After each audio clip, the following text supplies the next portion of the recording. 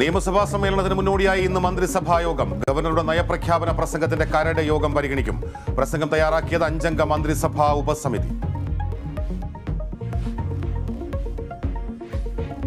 പാലായിൽ കേരള കോൺഗ്രസിന് വഴങ്ങി CPM. ജോസിൻ ബിനോ നഗരസഭാ അധ്യക്ഷയാകും. തീരുമാനം CPMന്റെ ബിനു പുളിക്കക്കണ്ടത്തെ ഒഴിവാക്കി. നിക്ഷേപ തട്ടിപ്പ് കേസിൽ പ്രവീൺ റാണയ്ക്കായുള്ള കസ്റ്റഡി അപേക്ഷ ഇന്ന് കോടതിയിൽ. പോലീസിന്റെ അപേക്ഷ 10 ദിവസത്തെ കസ്റ്റഡി ആവശ്യപ്പെട്ട്. റാണയെ നായകനാക്കി സിനിമയെടുത്ത ASIക്ക് സസ്പെൻഷൻ.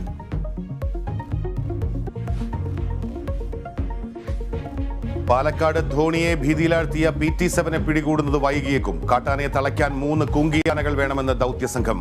തീരുമാനമെടുക്കാതെ വനം മേധാവി. മുഖ്യമന്ത്രിയുടെ അധ്യക്ഷതയിൽ ഇന്ന് വൈൽഡ് ലൈഫ് ബോർഡ് യോഗം.